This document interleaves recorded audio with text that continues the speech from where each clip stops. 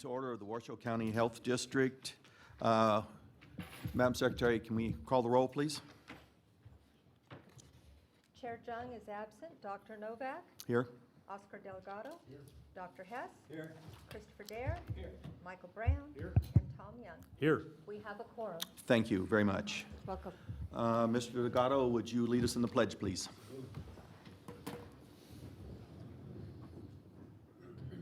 I pledge allegiance to the flag of the United States of America and to the republic for which it stands, one nation, under God, indivisible, with liberty and justice for all. Thank you. Thank you. Madam Secretary, do we have any public comment? Not at this time. Good, thank you. We need to have approval of the agenda. Do I hear a motion? Make a motion to approve. Motion made by Mr. Brown. Mr. Dare seconded it. All in favor? Aye. Okay, Mr. Health Officer. Thank you. Next, we have item 5, recognitions, and I'd like to begin with an introduction to you of Rayana Dixon. Rayana, if you could stand up. Rayana is our new health educator 2 in my office, and she is replacing, well, she's in the position that Melanie Flores had been. As you'll recall, Melanie provided you with the Community Health Improvement Plan update a few months ago. Melanie has moved on to a position at the university, and we're very happy to have Rayana join us. She is a not too long ago UNR grad in Community of School Health Sciences, or Health and Human Sciences, Health and Community Sciences. I'll get it. Community and Health Sciences. There we go. I should have written this down. So, and then most recently, Rayana comes to us from work at the United Way. I actually had the opportunity to work briefly with Rayana several years ago when we were working on our community health needs assessment, and through the United Way, she was assisting us as a UNR student intern, I believe, at that time. So we're very, very happy to have you with us, Rayana, and if you could please stick around, we're going to do some photos here at the end of the meeting. Next, I wanted to tell you how proud I am of our group of environmental health specialists that just sat for the registered environmental health specialist exam. 5 of them that took this exam in July. All 5 of them passing, taking the exam their first time, which is quite a great achievement, and I think shows what a good job environmental health is doing and providing training for the staff in all the aspects of what's involved with the test.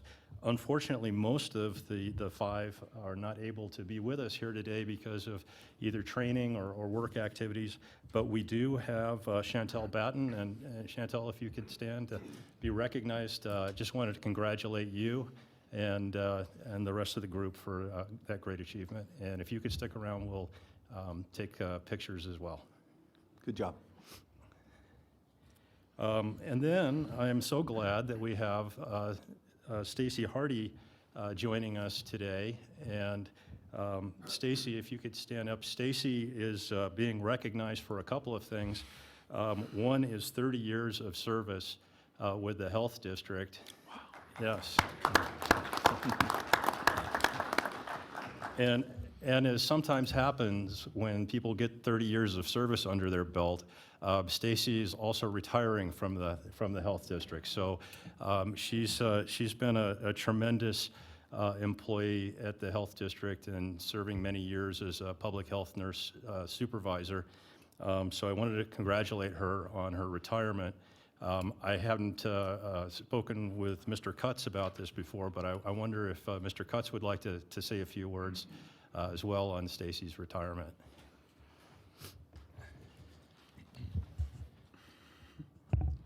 Thank you, Mr. Chair. Members of the Board of Health, Steve Cutts for the record. So I've had the pleasure of actually knowing Stacy since middle school, believe it or not, and working with her in a number of capacities here at the Health District, and the last 4 years as her boss. I wanted to say that she's been a great source of support and wisdom for not only me, but our management team and the Health District as a whole, and I will sincerely miss that. Stacy's dealt with challenges in her life with dignity, grace, tenacity, and a great deal of energy, a lot of energy. I wanted to say thank you to Stacy for being a wonderful public health nurse supervisor, for her dedication and passion in serving the Health District and the community. She's been an outstanding public health professional, and she will be sorely missed. So congratulations, Stacy, on your well-deserved retirement.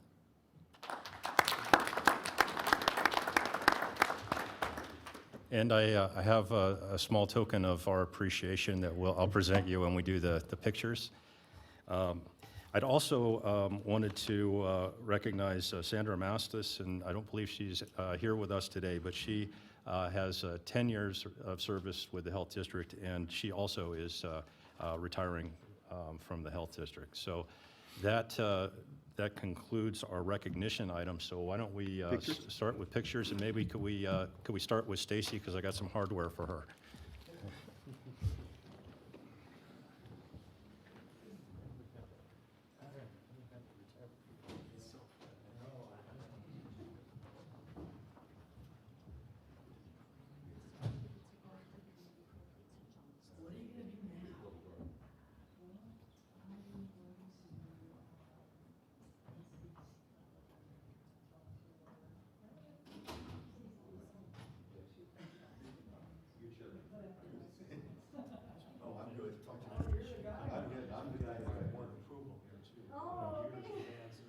So, Stacy, we have a clock for you, and it says Washoe County Health District recognizes Stacy Hardy for 30 years of dedicated service, August 31st, 1987 to September 5th of 2017.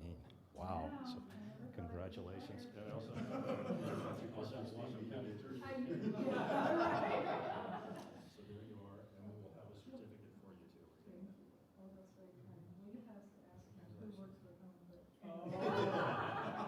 Oh, he acknowledges that. I know, he does. Can I get you a little closer, please? Even more.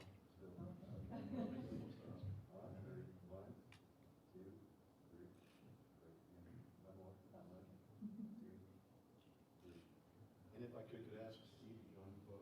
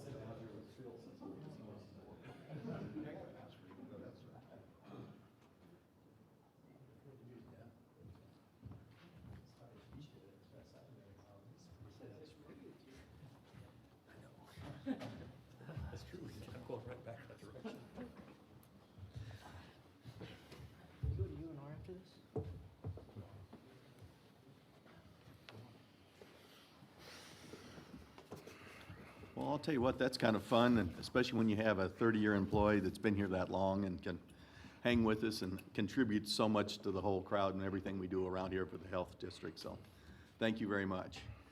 Okay, next item on the agenda is the consent agenda. Do we have anybody that wants to pull any of these items off to be considered separately? Seeing none, do we have a motion to accept the consent agenda? So moved. Second. Good. It's moved by Dr. Hess, second by Mr. Brown, and so the consent agenda is approved and moving on. Oh, you need A vote. Oh, yeah, we'll vote too. All in favor? Aye. Against? Carries unanimously. Okay. Mr. Health Officer. Thank you, Dr. Novak. Next is item 7, Regional Emergency Medical Services Authority. This will be a presentation by J.W. Hodge and Don Barnax. Item A, review and acceptance of REMS's operations report for July 2017 for possible action. Then we'll have an update on REMS's public relations during July 2017. Good afternoon, Mr. Chair, members of the board. For the record, Don Bonarch, Chief Operations Officer of REMSA. Happy to answer any questions you may have about the compliance report of REMSA for July. Anybody any questions? Good, thank you. You're welcome. Moving on. We have to vote on it. We need to vote on that acceptance, okay? I'll move acceptance of the REMSA compliance report. Dr. Hess? Oops, I'm sorry, I must not have it on. Thank you. Now go. Okay. I move acceptance of the compliance report from REMSA for July 2017. Okay. Motion by Dr. Hess, seconded by Mr. Dyer. All in favor? Aye. Opposed? Good, passes. Dr. Novak, if I might have a moment, I just wanted to share with the group that this will be my last presentation. I'll be retiring from REMSA after 25 years in October. The new Chief Operations Officer will be presenting to you, and that's J.W. Hodge. Oh, good. So you're in good hands. I don't know if he's got shoes big enough for those, so. Thank you very much for your service. We appreciate it, so.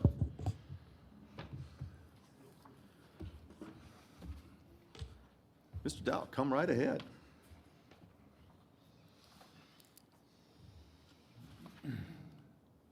Mr. Chair and Board, I'm here to present the REMSA's Public Relations Report for July. If I could, I would like to ask that we put that major report off until next month. Kevin Romero is not here today, and I think he wants to present, if you will, just sort of a whole summer of activity for you. With that, though, I would like to speak to one issue that is near and dear to our organization's heart, and I know many people in this room.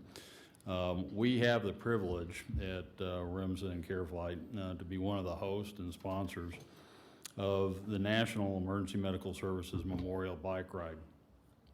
This event takes place this year from September the 25th to September the 30th over that 6-day period of time.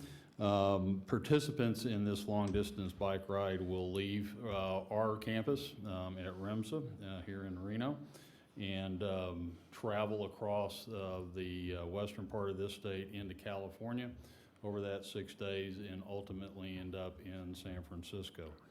So I'd like to just take a second and read their mission and then invite all of you to either A, participate if you would like to participate in this event, or at least come the morning of the 25th about 7:30 to watch the kickoff.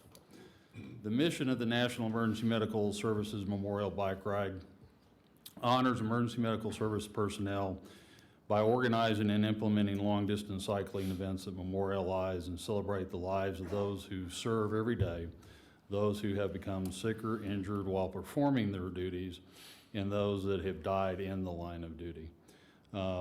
So I have some handouts if you'd like those. I can hand those out to you. And again, we're very honored, very privileged to be a part of this activity, to host the activity. We actually have personnel that volunteer time. We volunteer equipment, and they do the SAG wagon, so they go in vehicles but with all the riders, not only for safety, but in case someone breaks down or et cetera, or someone like myself that might end up needing aid while this is going on. Thank you for your time. Thank you. Go right ahead. Dean. Testimony. Would it be helpful to have us come, maybe bring a letter from our city or something? I know Reno does, just to come and show our support of what you're doing. Councilman Dare asked us. Do you remember how many people were there last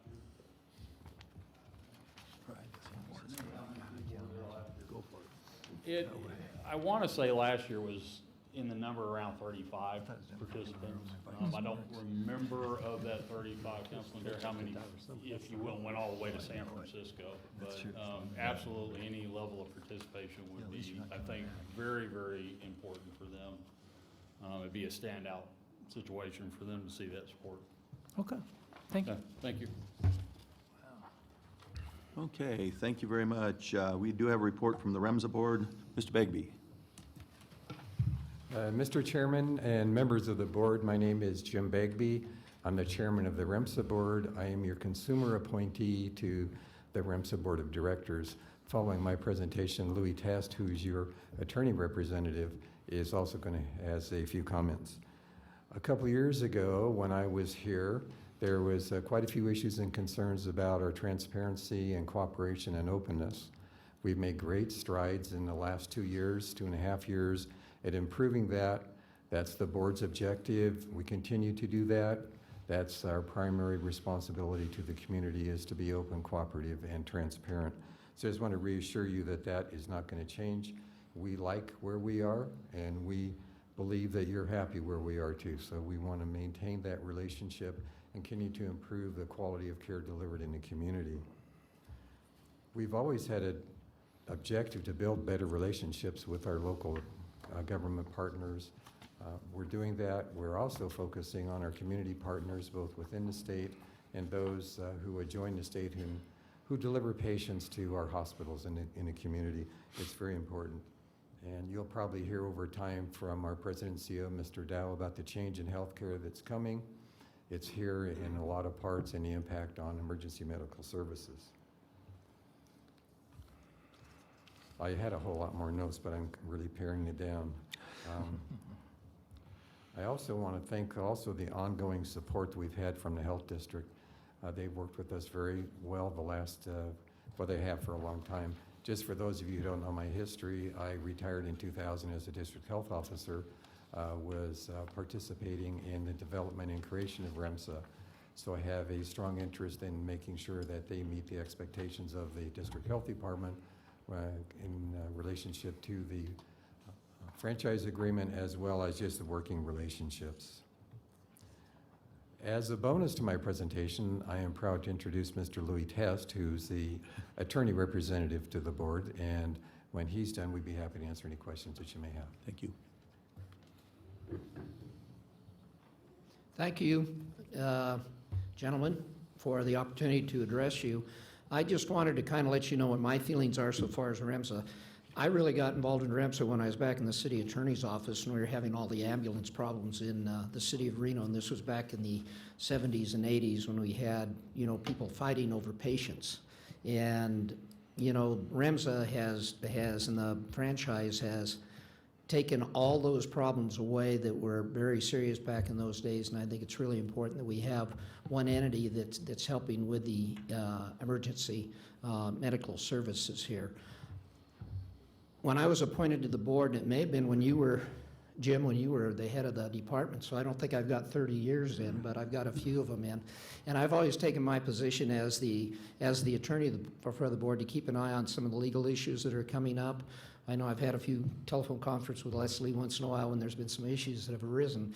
But more importantly, I look at my role as the same as your role of representing the people here in the community and making sure that we've got the highest quality services that we can perform, that we can give to the citizens, as well as keeping the finances in line to make sure we give them the biggest bang for their buck. And so that's the way I approach the board. I've had a number of questions when we have legal issues that are coming up. I've always had a lot of questions about the transparency that was going on in the board for a lot of years, and I'm glad we broke through that problem. I'm sitting here smiling at Mike because Mike knows very well some of those issues that we went through at the time. So if you have any questions of me, fine, I'm enjoying it. I mean, I don't like, well, we changed the meeting times. Before we were meeting at 7:30 on Friday, so now they've moved it up to 8 o'clock, so that's really helped out, being able to attend the meetings on Fridays, the last Fridays. Still not on time. Well, yeah, but you don't have sheep to feed and horses to take care of and irrigation to do on Friday either, Jim. So it's been a very enjoyable. I've really enjoyed representing Fuella people in the county, because that's the way I look at it. My responsibility is to make sure we get the biggest bang for our buck with REMSA. Anybody on the board have any questions? Thank you, gentlemen. We appreciate your help, your service. Stay with us. Thank you. Okay. Next item. Ms. Condi.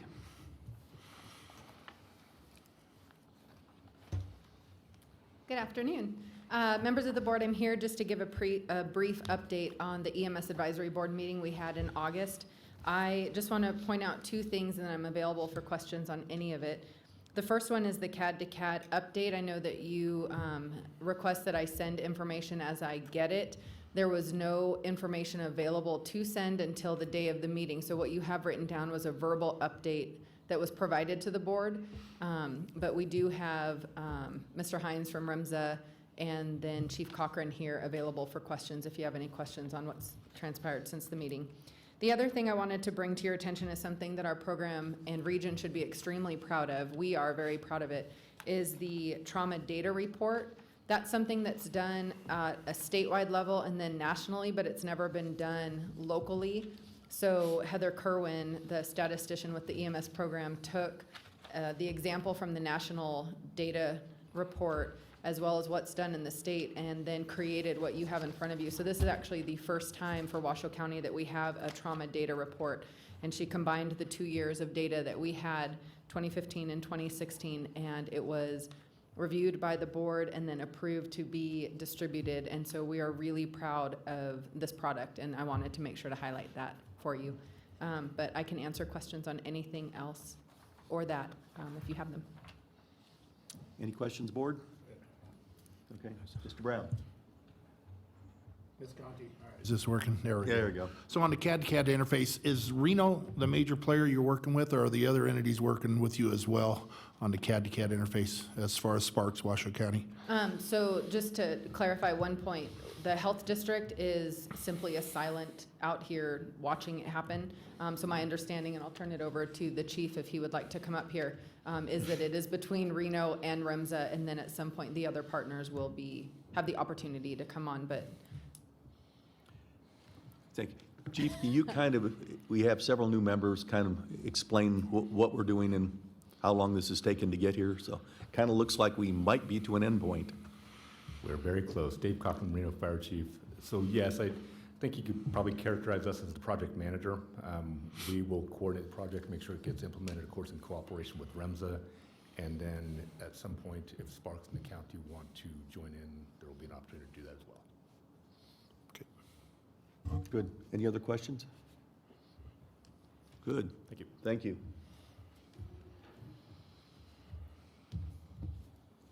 Any questions? I just want to say this is, it's always interesting to go back and read what's happened, and you sit back and look, and I think people should stop driving and walking, because that seems to be how they hurt themselves. But looking through all this, it's very interesting. I'm sure these facts will help. And he mentioned that it's primarily Reno, but this information's from all the Correct. areas, though, right? yeah, the CAD to CAD is Reno as the project manager. When it comes to EMS oversight program projects, we are regionally based, and so we always look at it from a regional perspective. Because we're the program for the individual jurisdictions as well, if they have a request that comes, City of Sparks just did one, if you have specific jurisdictional requests, then we fill those requests as your program. But any project that we bring forward is always regionally in nature, so this data report is regional. I think one of the interesting things I'd like to know, as our society embraces what they've wanted with marijuana and things, I'd be interested to see the effects as this next year and years come, what we're seeing the difference on, because many reports that I read, well, everyone has different results, it would seem, on their reports. I read reports that it is not good, and then I have other reports that people want to quote in my city council meetings that it doesn't affect anything. And so somewhere between the two, there's a right answer, and I don't believe we're getting it. So it'd be nice, actually, to see us kind of, I don't know if this is part of this, it seemed like it would be, but it might be neat, a good stat to see if there's any of these informational things we can use to help us as we walk forward.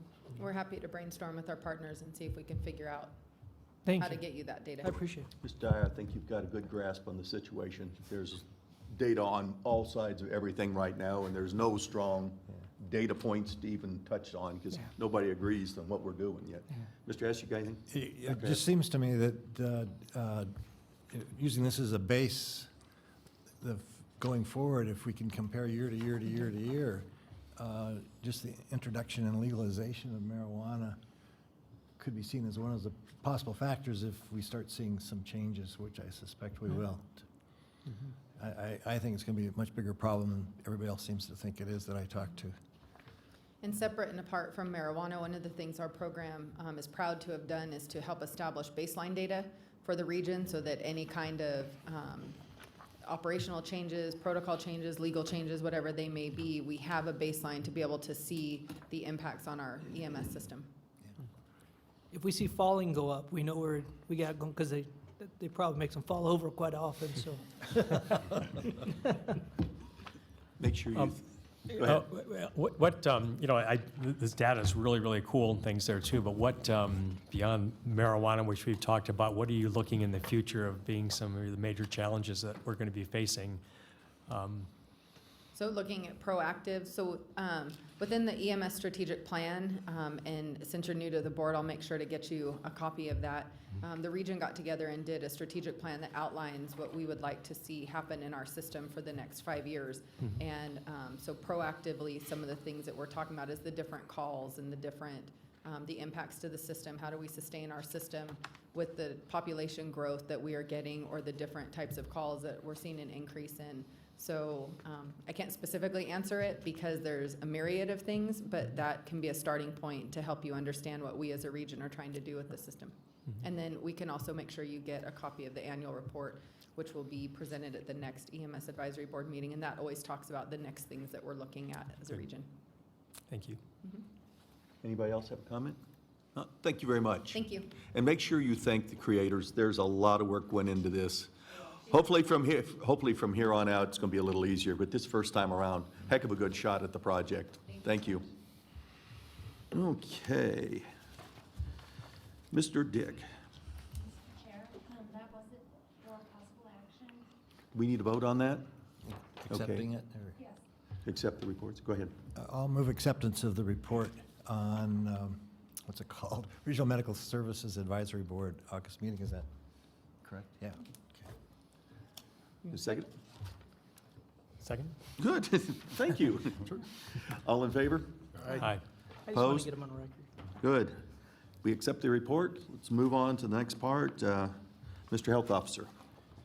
Thank you. This is my item. It's a presentation and possible acceptance of a progress report on the 2016-2018 strategic plan. And so I provided a summary of our progress and achievements during the year, and wanted to kind of highlight some of those for you. I think that a couple of things that I wanted to say is, one, I'm really proud of our leadership at the Health District and our staff in moving forward and implementing and making tremendous progress on the strategic plan that we put together with direction from the Board of Health and help from On Strategy to get that going. We've been working diligently to implement the plan, have been tracking our progress over the year in a number of areas. I've got a few slides up. I wanted to remind the board of our strategic plan vision, a healthy community, the mission to protect and enhance the well-being and quality of life for all in Washoe County, our three core values, trustworthiness, professionalism, and that we partner and collaborate, and our strategic direction, leaders in a unified community making measurable improvements in the health of its people and environment. We have an action plan that we've developed and been implementing that's developed around 6 strategic priorities and 17 goals under those priorities. We've got measurable outcomes under those and specific initiatives that we're implementing to achieve those outcomes. Next slide. So the 6 strategic priorities that we have, healthier lives, healthy environment, a local culture of health, impactful partnerships, financial stability, and organizational capacity.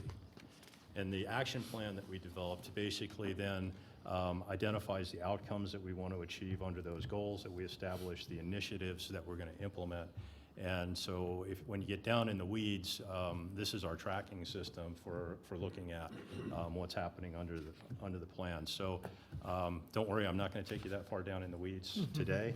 The next slide, I just wanted to run through for you at the goal level under those strategic priorities how we're doing. So under goal 1, reducing the negative health and economic impacts of obesity and chronic disease. We've achieved what we wanted to this fiscal year. We implemented the Wolfpack Coaches Challenge with Washoe County School District and UNR to increase physical activity. We also worked with the school district on their wellness policy that's impacting 65,000 students in the school system. We reported on BMI in our children through our EpiNews. And we also held a healthy living forum for the community to educate on diet, and nutrition, and exercise. We developed the WOW, We Order Well menu labeling program campaign. And then we were also successful in bolstering our chronic disease staff by adding an additional health educator 2 position for this fiscal year.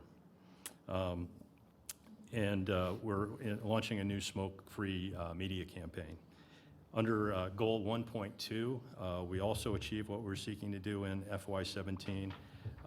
We've been promoting our clinical services through our website and some media buys.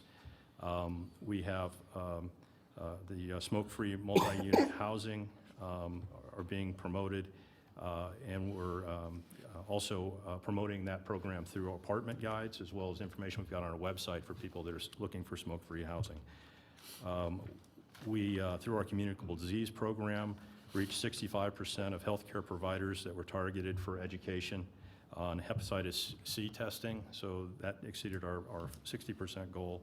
We're working with the statewide Safe Sleep Work Group to secure funding to launch a Go Before You Show campaign that targets newly pregnant mothers to seek out prenatal care. And we've also, through our FEMUR program and data analysis there, have shown that earlier prenatal care could lead to less fetal and infant deaths in our community. Our immunization program rates for 19 to 35-year-olds are hovering right around the 80% goal, slightly higher. So we are pleased to be hitting that mark. And that's a huge increase over the past few years in immunization rates for both our community and I think across the nation. We've seen great progress. We've done extensive media buys for family planning and sexual health programs, a lot of that with web-based advertising. We've had 12 million impressions and views on the website for the health district. Yeah. Under 1.3, improving access to health care so people of all means receive health services that they need. We've been working with the Food Bank of Northern Nevada Hopes, and Community Health Alliance to enroll clients in the Affordable Care Act plans, Medicaid and SNAP. And we have our estimated population covered by health insurance is close to 88% in Washoe County. The CCHS has been working to expand the number of insurance carriers that we have contracts with for reimbursement. And we've seen actually through that a huge increase in our reimbursement through billing. And we don't just provide our clinical services here in order to reach people in the community. We had over 220 off-site clinic events during the past year, so quite a significant number. Under Goal 2, a healthy environment, and Goal 2.1, protecting people from negative impacts. The Air Quality Management Division has a new Spanish Springs monitoring site, so it's a new air quality monitoring site to provide us with data in that area that's really grown in our community, so we're pleased to be able to have that data collection occurring up there. You've heard about through the Ozone Advance Initiative efforts. We're continuing to promote voluntary emission reductions in an attempt to meet the federal air quality requirements. The staff worked diligently to submit 2 exceptional event demonstrations for the ozone impacts from the wildfires in 2015 and 16. And with those submittals, we are attaining the design value, Washoe County, of 70 parts per million for ozone under the 2015 standard. That was a major goal for us. The one area that we have work continuing is through the air quality penalty regulations that we're reviewing those. They have not been updated since 2016, so that'll be an item we're working on during this coming fiscal year and bringing back to the board. Today, in the consent agenda, you approved the waste characterization study. That's part of the solid waste management plan that was updated and is now being implemented. We also instituted emergency response standby staffing in FY17 and was strongly encouraged to do that through some of our fire partners we have staff on standby to be able to respond if we have hazmat incidents and support our jurisdictional agencies through EHS. Under 2.2, keep people safe where they live, work, and play, the substantial work occurred under this area, and much of this focused on the risk-based inspection form and process that's being implemented now through our food safety program, the risk-based food establishment inspections and food safety risk factor study. So the progress on this goal is showing at 25% on this slide because EHS has got significant activities that are going to expand their risk-based approach through that division in the coming years. But we achieved what we were looking to in the food program this year. Under Goal 3, the local culture of health, 3.1, Priority 3, local culture of health. Goal 3.1, raise awareness of the Washoe County Health Districts and services offered within our community. We have 9 advertising campaigns that we've done through FY17. The Be Idle Free, Washoe Eats, Know the Code, the men having sex with men, Grindr, advertising that we've done, tobacco prevention, both for the general population and one tailored for the LGBTQ community, and family planning and medical reserve corps. Through these media campaigns, we garnered nearly 25 million impressions, and we posted conducted or broadcast a total of 2,745 media interviews, press releases, social media postings, emergency radio messages in FY17. The one area where we didn't achieve what we were hoping to at this point is the Acela Citizen Access,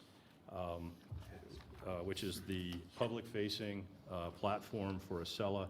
I think I've reported to you previously, we've had some implementation difficulties with Acela that we're continuing to work through. And one of the things that we as a region are working on is improving the interface available for the public to be able to increase the number of people that are using this for their permitting activities in the future. Under Goal 3.2, working with others to establish policies that positively impact health. The policies that I've identified, we have regulations at the health district that were implemented in FY17, addressing food inspections, wood stoves, invasive body decorations, and Phase 2 vapor recovery systems. And through the legislature, we were able to achieve one of our objectives there, which was getting the student height and weight measurement requirement legislation adopted. We did meet the objectives we had for providing suggestions and getting some BDRs out of the Interim Legislative Committee on Healthcare, and we were active in providing testimony and submitting letters during the session. One area where we're lagging a little bit in this, under this goal is on the smoke-free areas of Washoe County properties. We've had some delays in getting signage to be able to put up to move that forward here at the county complex. But I'm very pleased to say that with Kate Thomas joining Washoe County, she was active in working on workplace wellness and smoke-free issues at the City of Reno, and she wants to continue that with Washoe County. So we have her as a champion to partner with and move forward. And then we've also initiated the Community's Health Needs Assessment, making significant progress with that. Should have that concluded by the end of the year. Under 3.4, raising awareness of the benefits of a healthy community to build a local culture of health. I chair the Truckee Meadows Healthy Communities Coalition, and the Health District provides backbone support for the Community Health Improvement Plan implementation. We have 4 healthy community initiatives that the Healthy Community Steering Committee, the partnership between Truckee Meadows Healthy Communities Enterprise and the TMRPA to develop an affordable housing roadmap for the community, the Community Health Improvement Plan that we've been implementing, and the Coaches Challenge that we have with the school district in UNR. Over the year, Truckee Meadows Healthy Communities held 4 family health festivals and 3 housing forums, so we had a lot of progress in that area. Under item priority 4, impactful partnerships, the school district and health district work together to develop tools for preventing and controlling GI outbreaks, and we've recently worked in a renewed effort with the school district and have put together some more easily usable tools for them, and so we are supporting K through 12 education in that aspect, but we are providing backbone support for K through 12 education work group in the under the CHIP, and we've seen an increase in graduation rates already occurring, 75% in 2015 to 77% in 2016. So things are moving in a positive direction with the school district. In supporting and promoting behavioral health, we actually merged the education and our behavioral health work group together because they're focused on improving behavioral health in the schools and in youth. And so we're looking at bullying, sadness, hopelessness, and suicide is the areas that we're addressing. And it's increased collaboration between the school district, Reno Health, communities in schools, the Washoe County School District's Children in Transition Program, and Family Resource Centers all working together through that work group process on these issues. Again, things are moving in the right direction. We've seen a decrease in attempted suicides in students from 21% in 2013 to 18.8% in 2015. And that's considering attempted suicides. The percentage of high school students who have attempted suicide has also decreased from 14% in 2013 to 11.7% in 2015. Under Goal 4.3, improve nutrition by supporting increased food security and access. We've participated with the Collaborating for Communities grant that the food bank received from the Arnold Foundation, and have worked with them to develop a implementation plan for working in 89502 area code on food security issues. And also, again, we're seeing things are moving in the right direction in our community, with the percentage of children that are food insecure decreasing between 2012 and 2014, and food insecure people as a whole in Washoe County also dropping from 2012 to 2014. The enhancing the regional emergency medical services system, we developed the 5-year strategic plan that Ms. Conti was just mentioning, and have been working to implement that plan. The, let's see. I think this is the next slide. So working to implement that plan. Since this is a 5-year plan, we're at about 25% through that, but we're on track and making great progress around the plan. We just talked about the CAD-CAN interface, and we're also working on some regional protocols and the identification of low acuity priority 3 calls for appropriate service levels. Under Goal 5, financial stability, 5.1, updating the health district's financial model to align with the needs of the community. We had increased state funding support in FY17 that had a base of, let's see, in our goal we had a base of 1.2% and a target of increase of 1.5% by 2020. We had a 26.8% increase during FY17. And so we are making progress there. The one major item under 5.1 that I have for this coming fiscal year is establishing the policy with the Washoe County for rebasing the health district's budget based on the cost of living increases that they established through their contract bargaining with collective bargaining with our associations. So that's certainly on my plate, and I'm focused on working to achieve that this fiscal year. 5.2, ensuring resources are spent where they can have the most impact by identifying opportunities for cost savings. The budget per capita increased from $49.93 in FY16 to $50.66 per capita, so that's a 1.6% increase that we achieved there. We implemented quality improvement projects that generated over almost $27,000 in savings. We were able to fund our above base requests with our existing resources and projected permit and fee revenues for this year's budget.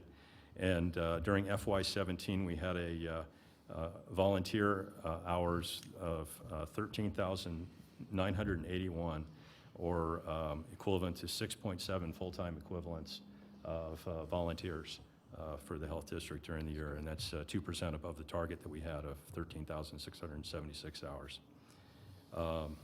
The 6.1, under organizational capacity, create a positive and productive work environment. We've implemented 18 facility enhancements to try to make the health district facility a more appealing, aesthetically appealing place for both our clients and for our employees. And we also have made 34 security improvements to increase the security for health district staff. That's included construction of new doorways, particularly in CCHS to restrict clinical access there, but more locks on doors and controls for access to different areas of the health district by the public. We also, under this goal, we're working to improve our on-time percentage for our annual performance evaluations. Our target there was for 85% on time, and we achieved 87.5% on time. So we'll continue to work toward 100%, but we're pleased to hit the 85% target. The 6.2, focus on continuing to build staff expertise. We're moving along with that objective. One of the significant item that we're working on there is the developing our workforce development plan. And we actually will be completing that by the end of September. One of the reasons that I'm pleased to have Rayona Dixon on as our new staff member, because she's working to get that development plan completed. So, but we've made good progress with that, and I think it's going to be a good framework for us for developing our staff. And the process has been one that's really, I think, gotten the leadership team really thinking in some different ways about how we want to work to develop staff within the health district. So that concludes the goal updates, and I think there's another.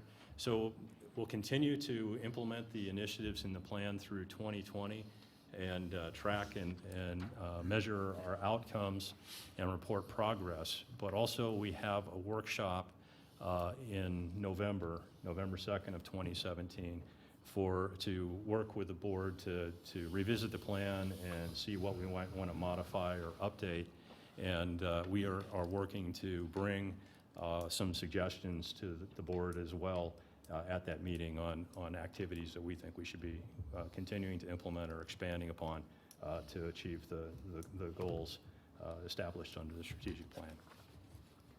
Okay, Mr. Dick, thank you. Thank you. I'm tired. We need to accept this report. Do I have a motion? I move. Second. Good. Motion by Mr. Dyer, second by Dr. Brown. Mr. Brown, all in favor? Aye. Good. Any questions for Mr. Dick? Terrific. Yeah. I just have one question. I'm just a little alarmed at maybe the statistic seems a bit intuitively wrong to me that 11% of high school students attempt suicide. Am I reading that wrong, or what's? That's actually the statistic for attempted suicides in our community. Through the I believe that's through the YRBS. Am I getting that acronym? The YRB. Youth Risk Behavior Survey. YRBS. Okay. Well, I mean, it's sad, but I mean, I think that It's a goal to work for. Right. But it's not just restricted to our community either. Yeah, absolutely. Okay. And excuse me, Dr. Novak. Go right ahead. And thank you. just to clarify, Steve Cutts for the record. So it is self-reported. It's a survey that individuals take, and so it is what they report. Okay. So. Well, I hope we have some liars out there. I know. It is very concerning. The good news is the number did go down slightly, and I know that the school district is having increased efforts and attention on suicide and suicide prevention. And if I think you'd even find in this last couple of years there's been a sharp increase actually on the age level of where it's hitting, at least what I've seen.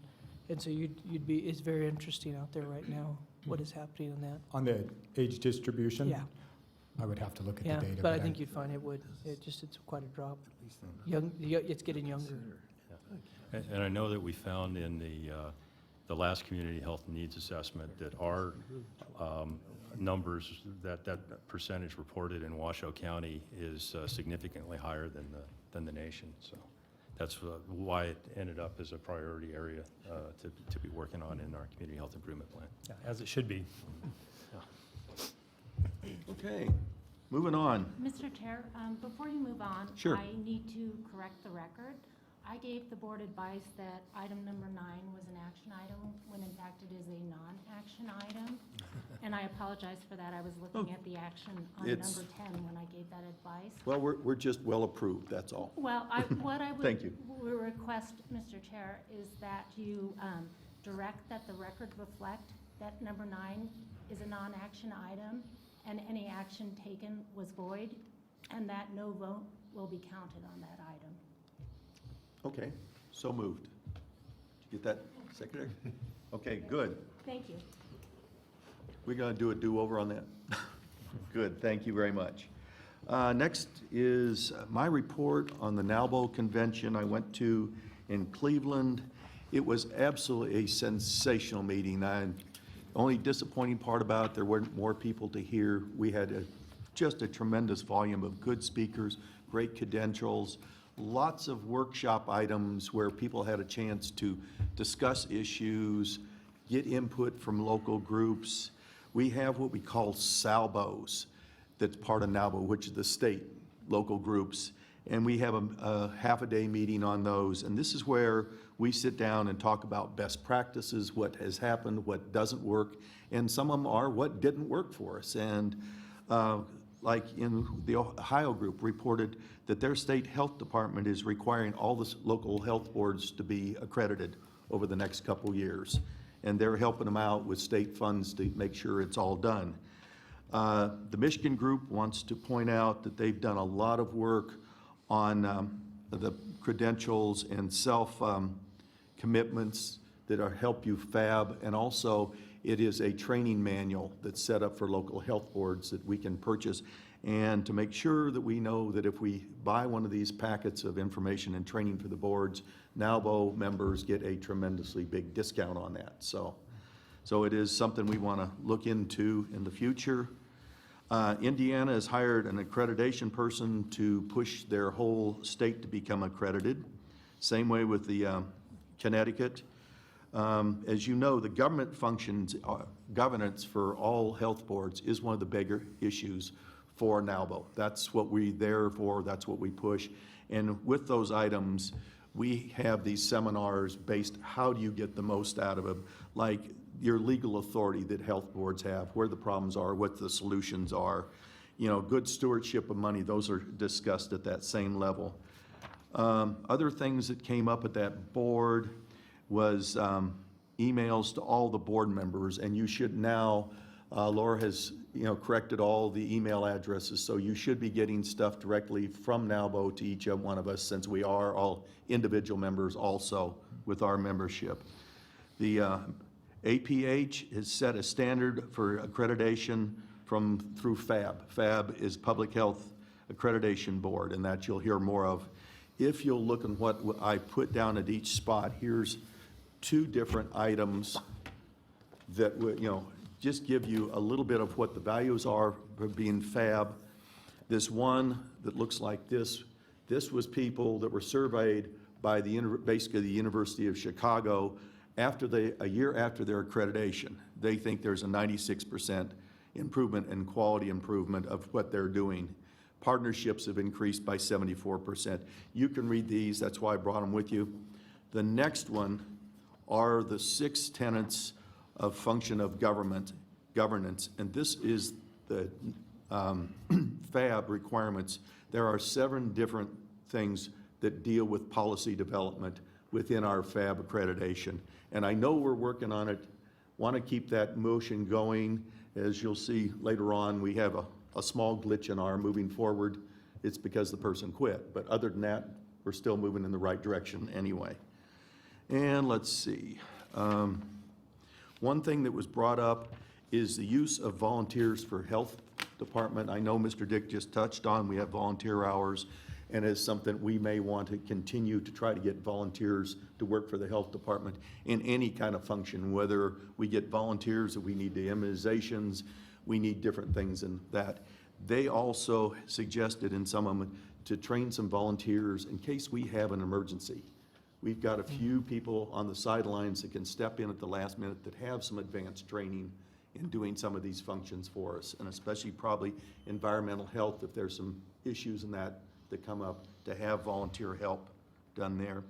Another suggestion was made by some of the health departments. Some states have, as Connecticut has 330 some health departments. We have a few less than that in the state of Nevada, like all 3 of us. But other than that, is they have formed a mutual aid, much like fire and police have as mutual aid. And I think that's something that over the next year or 2, we kind of need to look into. I know we have a pretty good working relationship with the other ones, but we may want to make it a little bit more formal in the future. And let's see, HHS, for the federal government, they are working along the lines to put FAB requirements on some of their new proposals to be accredited. So they're not going to hit right away because there's not enough, but there's a huge number. The majority of the country population is covered by an accredited health board now. So we are making progress. The next meeting, if somebody would like to go with me, will be in Raleigh, North Carolina, at the Marriott down there next year. And just as a little sidelight, some of us have never learned to say no quite fast enough, and I will be the treasurer of the national organization for the next 3 years.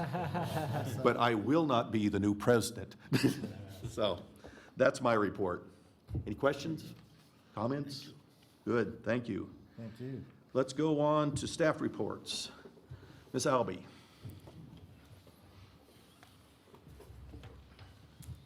Good afternoon, Mr. Chair, members of the board. For the record, Charlene Albee, the Director of the Air Quality Management Division. I don't have anything else to add, but I am available for any questions. Any questions? I do have a question. On the first part of your report, you're talking about the new changes coming to EPA that'll affect us. What does this actually mean to us? So is that on the ozone standard? Mm-hmm. This is probably the most dynamic situation I think anybody that's been in air quality for a while or government period has ever seen happen. When the 2015 standard was proposed and we had a 2016 deadline to turn in the recommendation for either attainment or not attainment, and the new standard was we were going to get those designations in 2017. There was a monumental effort that was taken place by the air quality planning and monitoring staff. The 2016 monitoring data had to be validated and certified and submitted to EPA 6 to 8 weeks prior to the deadline so that it could be used for the exceptional events demonstrations to be put together. Those had to be submitted several months in advance, at least 2 months prior to the original deadline, so that EPA could have time to adopt, hopefully concur with that.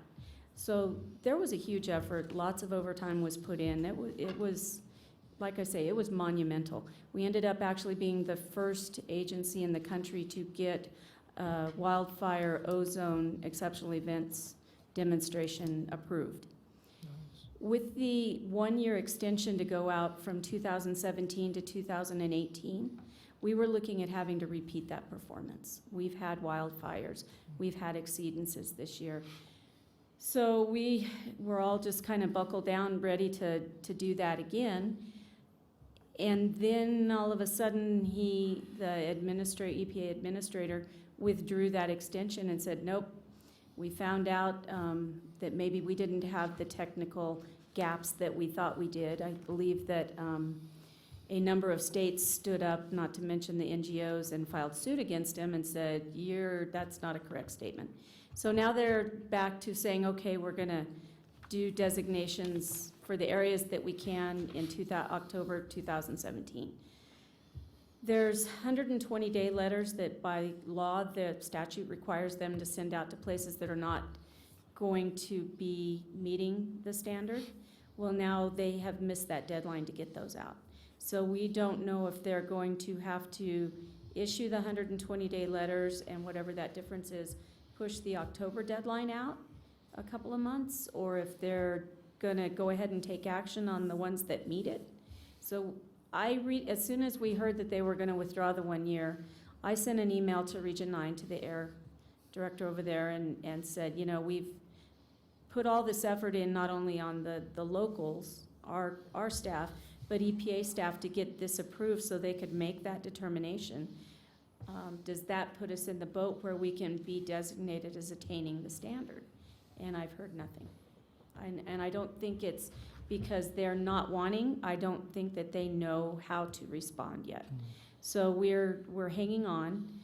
It's actually good news for Washoe County if we can go ahead and get designated, because that's the one unknown factor that affects our economic development. So if we can get that attainment designation, that gives us a point to move forward that we have a known factor. The other piece that's hanging out there is the House Appropriations has approved the federal budget, but there's a rider in there that the ozone standard be postponed until 2025. So when the Senate comes back and starts their approval process, we don't know if that's going to continue or not. And if that's held in there, then now our unknown time frame goes from 17, 18, all the way out to 2025, knowing the growth that we have forecasted from regional planning and what we're all seeing, that's going to make our work over the next few years really important, because it's becoming more and more difficult to meet that new standard. So if we're having that much of a hard time now, the only way we got to that approval was EPA truncation. They look at 0.070 parts per million, and they truncate after that. Instead of rounding, we were at 0.706. So that's how close we were to making or not making that standard. So if we're going to push this out to 2025, it's going to be a challenge. And we're going to have lots and lots and lots of work to do to get as many emission reductions as we possibly can so that we can meet that standard that far out. Okay. So we're hoping to get designated in October. What I have not happens heard if we don't make that standard? If we don't make that standard, then we go into non-attainment, and what that means is we have to come up with new control strategies for emission reductions. They will set a typically 3-year time frame for us to meet that standard. So we have to come up with new control strategies during that period to reduce emissions. We know that vehicles, on-road vehicles, is our #1 source. Our #2 source is off-road equipment, which is construction equipment, trains, planes, things like that, there's control measures out there. They do it in the state of California. It's not easy or fun for anybody, but that's one of the things that's identified. And then we have to look at our industry, and we have to look at starting to reduce emissions from those areas. When a business looks to relocate, which is what we've got a lot going on right now, the first question they always ask is, are you attainment or not? Because when they go into a non-attainment area, they know that they have to have a significantly higher control strategy, which is more money. It's not only the initial investment to put the control equipment on, but it's the continued cost to operate it and to do annual source testing and, the expenses. So that right there is usually the first checkbox that they'll go someplace else. So that's the ultimate impact if we go non-attainment. And that's why it's worth us to put all the effort forward we can right now so that we can protect our economic health. Dr. Hess? It seems to me, when we looked at this about a year ago, it seemed to me we were just on the verge of being non-attainment, which I think you're sort of, and maybe I'm misinterpreting what you're saying, but you're saying, well, let's just kind of keep sneaking by on the skin of our teeth. It seems to me we need a plan. Well, that's why we joined the Ozone Advance Program. And Which we've is? been pushing that. That was the resolution that was adopted to support all of the control initiatives that are voluntary control measures to try to avoid the mandatory ones. So we did have resolutions adopted by each of the elected 2 city councils, the county commission, regional planning. And what is that going to do? What that does is it sets in motion a tool for them to start looking at projects. When, say, a planning project comes in, we look at accessibility. Do we have ways for traffic mitigation to be handled? It seems to me that if that company is going to come here and has the potential to push us over the line, we should not make it easy for them to come here. Personally, that's what the rule does. That's what the rule does. Is it not only affects new companies. But right now you're saying because we're still getting by the skin of our teeth, they can come here and pollute some more until we basically get caught. We have standards that are probably stricter than most places in California, just to make sure that we're setting those control standards.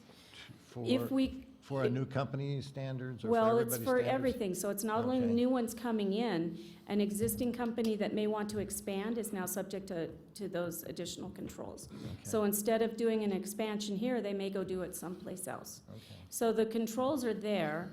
We have a lot of programs out there to do the immediate reductions we can with our idle-free campaign and our Rack 'em Up, our alternative transportation, getting complete streets set up, smart growth. But we have now, with Ozone Advance, have gotten those ideas from air quality goals into our regional planning goals. And so we have new developments that are now starting to look at transportation that they never looked at before. We've got the Truckee Meadows Healthy Communities is looking at their housing development plan that has now got a transportation portion in it. One of the best examples I can give is Ranchera. When that went through regional planning, and I will give the City of Reno Planning Commission all the kudos for this, the way they had the development set up, it was a completely fenced-off community. There's a school right behind them. So for those residents to get their kids to school, they had to go out and around, and it was a 2 or 3 mile drive to get to where it was at. Planning Commission got the developer to agree to work with the school and actually is putting in a bridge over a drainage ditch and opening up the fence so that those kids can walk to school and get in. Those are the type of projects that we need to look at. Looking at infill, that our development goes in and up rather than out and sprawl, that's going to reduce vehicle miles traveled. That's where we're going to get the biggest impact for our Ozone Advance program. And we've had tremendous support from all our elected officials, and I appreciate that from all of you. Thank you. Anything else? Thank you very much. You're most welcome. A lot to tell us. Okay, next person, Ms. Cutts.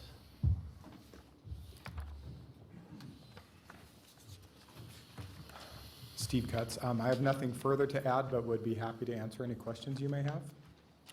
Any questions? Good. Nice report. Yeah. Thanks. Thank you. Yeah, congrats. 80%. Mr. Dick, Acting Director.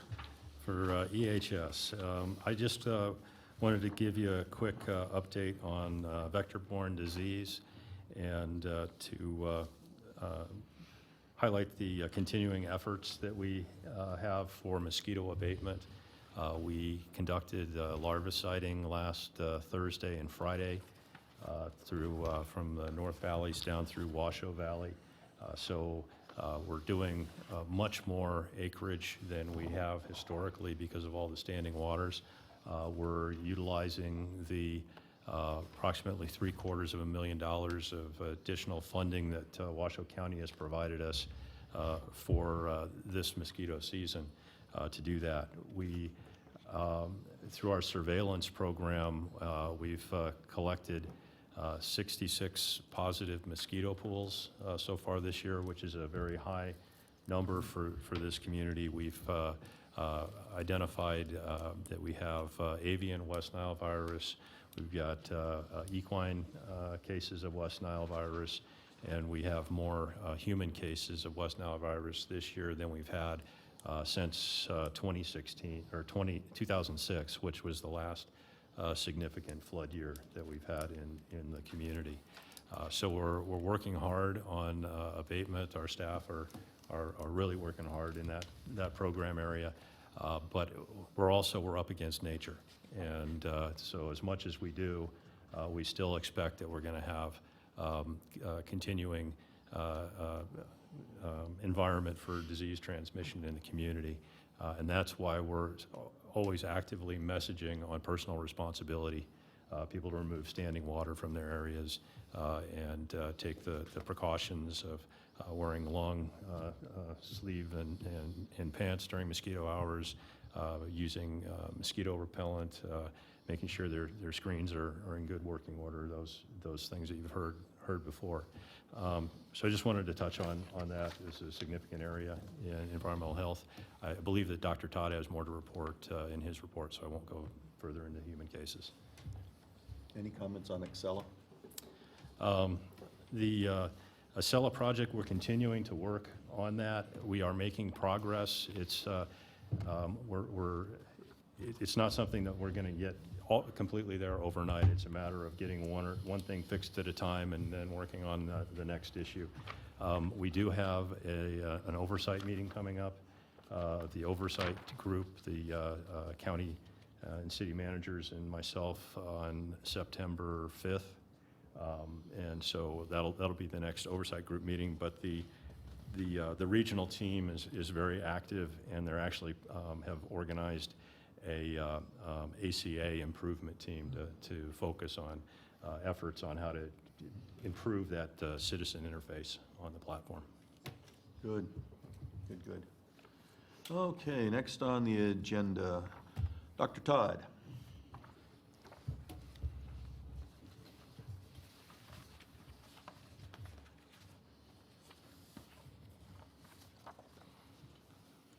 Good afternoon, Mr. Chairman and members. Randall Todd for the record. I think I will sort of continue where Mr. Dick left off on West Nile.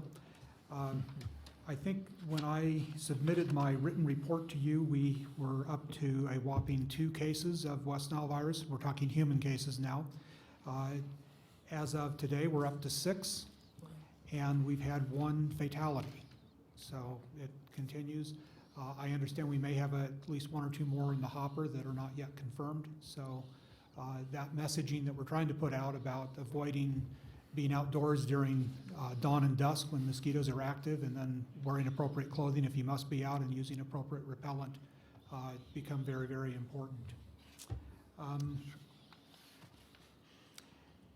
Under the part of my submitted report on unusual occurrence of illness, I have some updates. I'd use this section to primarily talk about our carbapenem-resistant organisms. So just so that you are aware, those of you who are not medically trained, carbapenem is a class of antibiotics that are generally used in hospitals for people who may be infected with bacteria that are multi-drug resistant. So this is sort of your last line of defense or attack on some of these types of bacteria.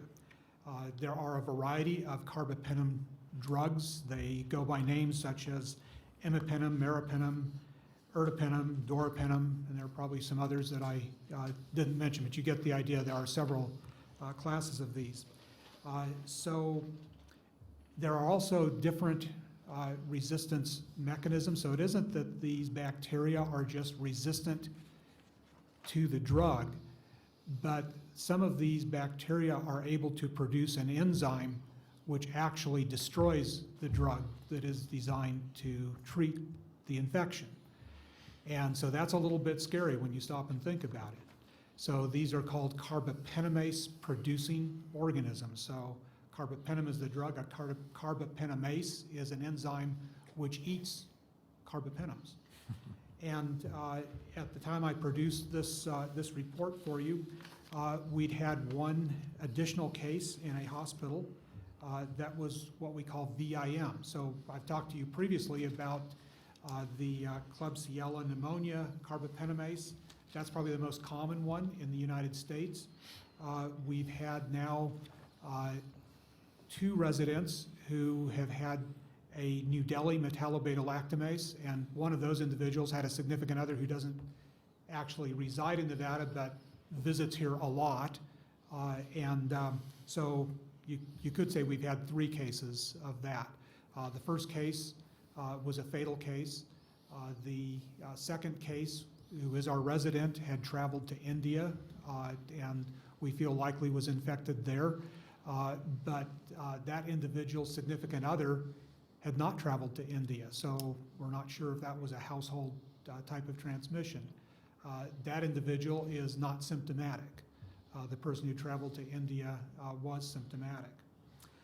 So then after those, we had a case of what's called the Verona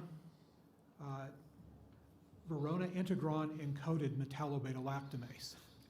And so we had 1 of these, and they had been in the hospital. They had quite a few contacts in the hospital, and the hospital agreed to do an extensive amount of testing of those contacts to see if there had been any spread. They didn't get all of the contacts to agree, but there were over 30 who were tested. And I'm happy to report that none of them tested positive for VIM. However, one of them did test positive for something else, which is called OXA48. So of the 5 types of enzymes that will eat carbapenems, we have KPC locally. That's a relatively common one. We've had NDM, New Delhi metallo-beta-lactamase. We've had 1 case of VIM, and now 1 case of OXA48. and that individual with the OXA-48 was asymptomatic. We wouldn't have known about them if they hadn't been part of a program to test contacts to the VIM case. So that leaves only one major class of enzymes that we haven't seen yet in Washoe County, and that's the IMP class. We haven't had any of those. To put this in some perspective nationally, through January, there have been 177 cases of New Delhi metallo-beta-lactamase in the United States. And so counting the one individual from California, we've had 3 of those. Not sure, because some of those happened after January. There might have been a few others in some other states, but gives you some idea, 177 or so nationally. VIM, we've had the 1 case.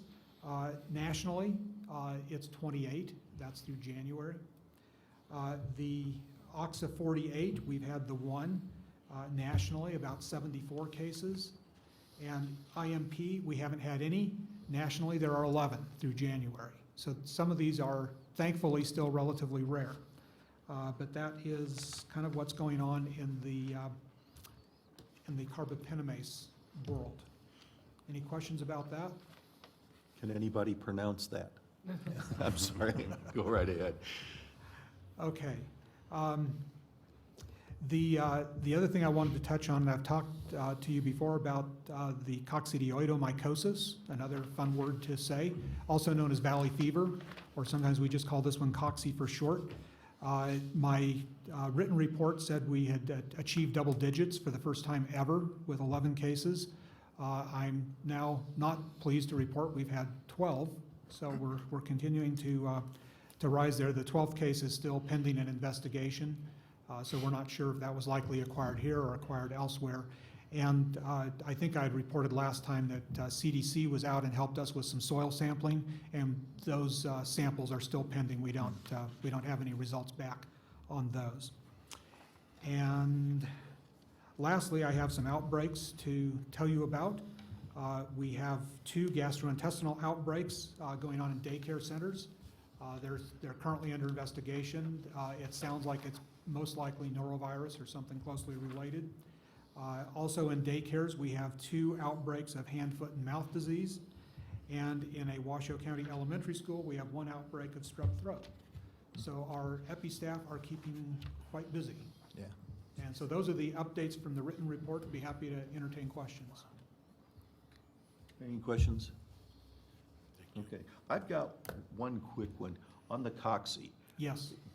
I'm sure we've looked at the geographic locations of these cases. Is there any similarity? Are we getting them from one part of town or one part of the county over another? They tend to be scattered about a little bit, and some of them are very likely infections that were acquired outside of Washoe County. Good. And so they could live pretty much anywhere.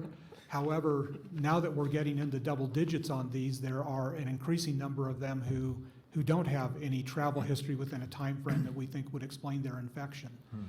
So I'm not exactly sure that we have a large enough number of them to where we could begin to make any geographic analyses, but we'll continue to look at these. Good, thank you.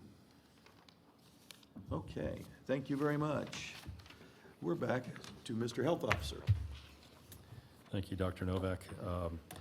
An update on the water system regulations and plan reviews. We are working with Tumwa and Community Service Division and identifying some opportunities for streamlining of the review process and some things that perhaps can occur as we're in process with the plan review to be able to keep things moving along a little better. And we also discussed and got agreement from Tumwa on a trial basis, working on a concurrent review so that we don't have a sequential review process where the Tumwa has the plan review prior to the health district, so that it just adds more time into that. So I think we're making some progress there. I also wanted to report, had a productive meeting with the city and county managers on August 15th and some of their community development personnel, and talked and developed a plan on how we can all work together to help to further identify this whole workflow process, what's involved in it, how we can move plans forward, but also to work together to communicate to the development community better on critical path for moving a project forward. What we're finding is that one of the reasons that a water system can be holding up a project is that the developer may have all of their plans put together for the building what they want to build and take them to the local jurisdiction's building counter, and not yet have contacted TUMWA to be able to arrange for their capacity to provide service and the distribution system to serve that. So we think if we can also get that messaging out to the community better, we can have people early in the process working on the water system so it doesn't hang them up later on in that process. So we'll continue to work. We've got a meeting set up again with the city and county managers in TUMWA on September 1st, next Friday morning. Can I? Go ahead. Thank you. I wanted to say an idea. Would it be wise to do some form of workshop after you guys get it all together, where we actually, Washoe, Sparks, and Reno, invite all our developers in to say, okay, everyone's pointing at everybody else, but here's the layout. Here's what you can expect from us. Because right now there's too many conversations going on at each of our jurisdictions, too many things, and I find that a lot of them are talking amongst themselves that it's all our problem. So once we actually get whatever we expect out of them, it would be very good to lay out clearly so it would become their problem. They know exactly what they're supposed to be doing, because it does sound like they're making some missteps themselves, and that would help clear up any confusion. And also, I think, show that we are moving forward.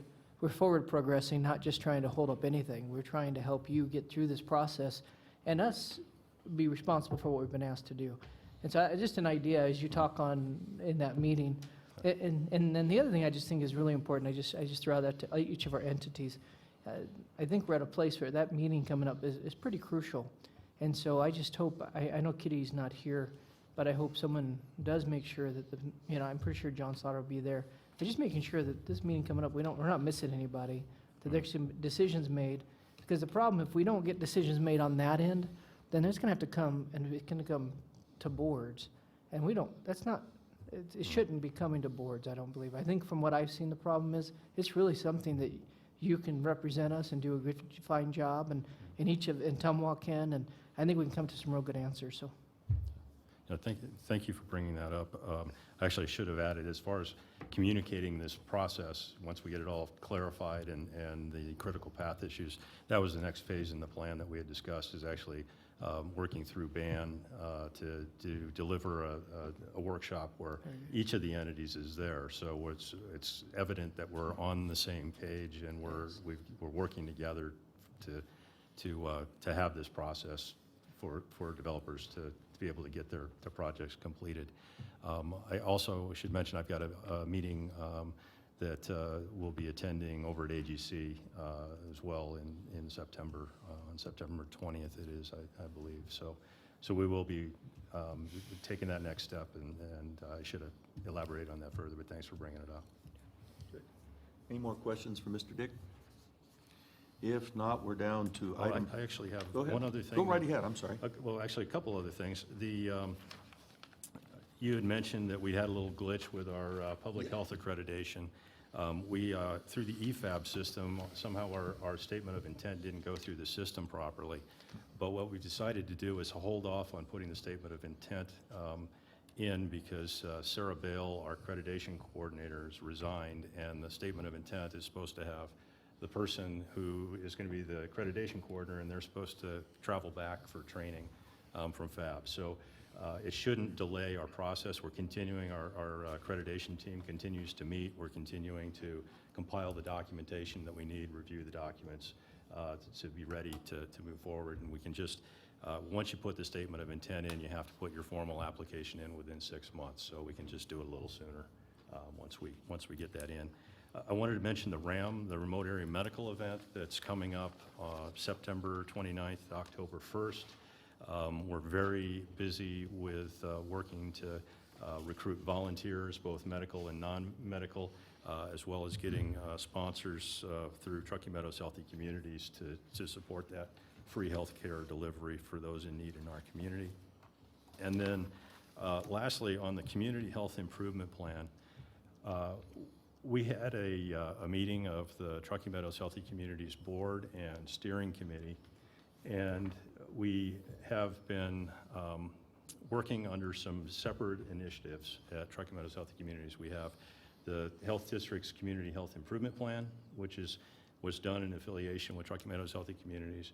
We've had the food banks collaborating for communities, grant-funded project that we've been working on, and we've been delivering family health festivals and working on a housing initiative. What we decided to do at the steering committee meeting was to use the community health needs assessment that we're engaged in developing with Renown right now to guide development of a Truckee Meadows Healthy Communities implementation plan for then Truckee Meadows Healthy Communities to serve as the backbone organization for implementing what truly is a community health improvement plan. And I think that will help align all of the organizations better in implementing that plan. And I also think it'll provide opportunities for Truckee Meadows Healthy Communities to be a vehicle for blending and braiding funding to support the initiatives being implemented under that plan. So my proposal is that we develop the Truckee Meadows Healthy Communities Health Improvement Plan, and that be then the plan. I plan to bring that to the board for the board to endorse that as the health district's community health improvement plan that we're working in conjunction with these other partners to implement. So I think it was a significant breakthrough with Truckee Meadows Healthy Communities to take ownership for helping to lead that, and that we can align with that and have one plan that will include also the Renown Health Benefits Plan, Truckee Meadows activities all rolled together into one item. That concludes my report. I just want to say, if anybody's interested in that RAM thing he mentioned, it's coming up. It's a citywide place, and this is for anybody out there listening. I don't know if this goes live or even for us.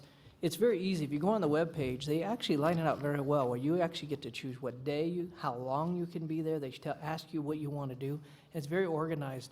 But I think I don't know, I challenge the rest of you all to be out there with me. I'm already signed up for 2 days, so if you want to come out for one or whatever, it's just that you can either, if you have actual medical background, they actually open that up to you, but if you don't, and you're like me, that's going to probably hand somebody a water, that's probably what I'm going to do, but whatever it is, but it's very easy to sign up, and it's, I think, a great opportunity for us to be out there.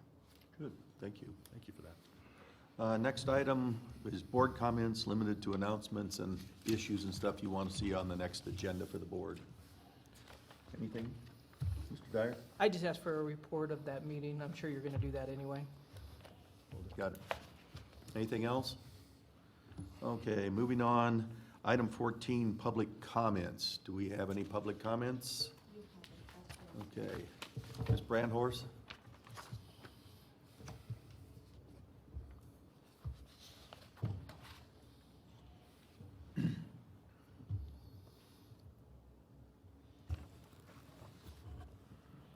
My name is Kathy Brandhorst, and I'm also the United States President. I just wanted to tell you I still live on C Street in Sparks. We are still having this trouble over there where people are breaking and entering in our homes and thinking that they could cook in our ovens, thinking that they could take baths in our bathtub. Also, somebody had removed my rug out of my home after it was condemned. Oh my. Underneath my rug, I had over billions and zillions, even counting over bugs underneath my rug. And somebody took out my rug and decided to put that rug back with their rug, or maybe stealing it from somebody else's home and then putting it back into my home. And I just wanted to tell you that is illegal. It shouldn't have never been done at all. And I noticed somebody removed my wall after they found bullets still inside my wall. The blood and flesh was still inside my walls because all they did was paint it with the blood and flesh still on my walls. They took the white paint and just went right over the blood. And I just wanted to let you know too, we only had 2 boys that lived across the way in number 3. That's all there was, just 2 boys. In number 2, we just had 2 boys living there. And number 1, we had 2 girls living in there. Because the grandmother next door to me decided she's gonna keep her eyes on the children herself, because the mother is never around. And we always have to go out and find the children. Where are they? They're dead. They are just mutilated. They're torn, they're ripped, they're bullet holes. Torpedoes are going through their bodies. Bows and arrows are sticking out of their bodies. Also, I just wanted to let you know the bomb fragments are still on their bodies too. And the grenades that are thrown at the children because they know something about you, because you're on death row, because you have lawsuits against you. You don't need to take it out on little bitty children. The youngest is 4. The oldest is 7. Ms. Brandhorst, thank you. Thank you. Do I hear anything else from the board? If not, I'll entertain a motion to adjourn. So moved. Second. Good. All in favor? Aye. Thank you very much. Thank you for bearing with me today. Good job. Let's go. Good job.